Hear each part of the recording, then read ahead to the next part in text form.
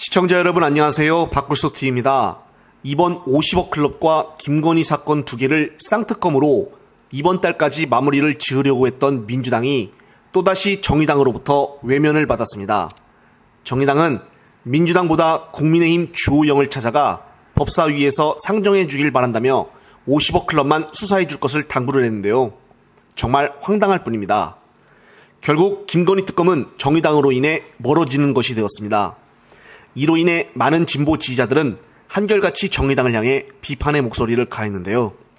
그 중에서도 정의당 김종대 전 국회의원이 본인이 속해 있는 당을 향해 쓴소리를 내서 주목을 받고 있습니다. 김종대 전 의원은 굿모닝 중청의 기자와의 인터뷰 도중에 기자가 정의당에 대해서 어떻게 생각을 하시냐라는 물음에 정의당은 이미 뇌사 상태라고 말을 하였습니다. 그러자 기자가 자신이 속한 당을 이렇게 표현을 하자 깜짝 놀라며 왜 그렇게 생각을 하냐고 묻자 김종대 전 의원은 정상적인 정당의 기반이 허물어졌다며 사실 그전에는 정의당이 국민들 사이에서 지지율은 낮아도 호감도는 높았고 항상 사회문제 의제를 설정을 해가면서 맨 앞줄에서 일하는 정당이라는 인식만큼은 강했는데 지금 정의당을 보면은 당원 공동체가 완전히 파괴됐다라고 말했습니다. 정의당 소속인 김종대 전 의원마저 이렇게 이야기를 할 정도면은 정말 정의당은 내년 총선을 심각하게 걱정해야 할 것입니다. 정의당이 왜 이렇게까지 됐는지는 그동안 영상에서 수차례 이야기를 해왔기 때문에 더 이상은 언급하지 않겠습니다. 이번 달 마지막에 나온 한국갤럽 여론조사에 따르면 지난 28일부터 30일 전국 만 18세 이상 1000명을 대상으로 조사를 한 결과 현 정부의 직무수행 긍정평가는 30%, 부정평가는 60%를 기록했습니다. 긍정평가는 30%로 지난주보다 대비 4%가 떨어졌고 부정평가는 60%로 지난주보다 2%가 올랐습니다. 현 정부의 30% 지지율은 작년 11월 4주차 이후 가장 낮은 수치를 기록한 것인데요. 모닝 컨설턴트 지지율을 보더라도 현 정부의 지지율은 19%로 세계 꼴찌입니다. 이렇게 순위가 꼴찌 나오는 것도 1등하는 것만큼 힘든 경우라고 보는데 현 정부를 보면은 정말 대단한 것 같습니다. 이번 정부 들어 임기가 1년이 다 돼가는데 야당 대표와 만나는 영수회담 자체를 가지지 않는 정부는 정말 처음 봤는데요. 만남 자체를 안 하겠다고 하는데 무슨 국정 운영을 희망을 할까요? 마지막으로 민생하면은 이재명, 경제하면은 이재명 대표의 발언을 끝으로 이번 영상 마무리하겠습니다.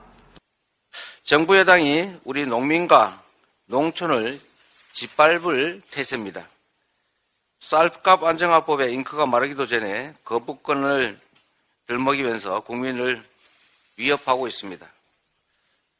구시마 농산물은 사줄 수 있어도 우리 농민의 쌀은 사줄 수 없다는 그런 말입니까?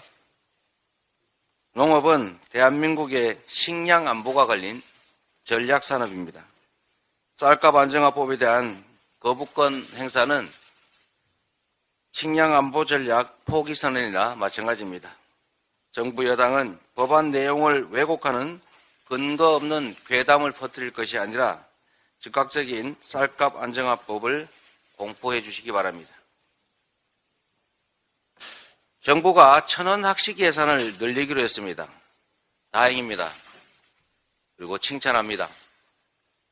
우리 민주당이 당초에 주장했던 예산 수준을 복원하는 것이지만 잘한 일은 잘한 것입니다. 그런데 이것만으로는 부족합니다. 특히 청년들의 생활비 부담의 가장 큰 부분을 차지하는 학자금 대출 이자 부담 경감 노력도 해야 합니다. 취업 후에 학자금을 상환할 수 있을 때까지 이자를 면제하는 방안을 추진해야 합니다. 현재 관련 법안이 정부 여당 반대로 난항을 겪고 있습니다.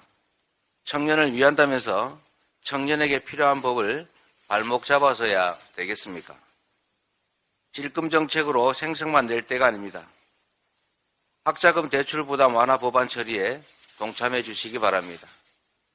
학자금 대출 문제로 신용불량자가 된 대학생들 또는 졸업생이 많다는 사실을 직시해 주시기 바랍니다. 이상입니다.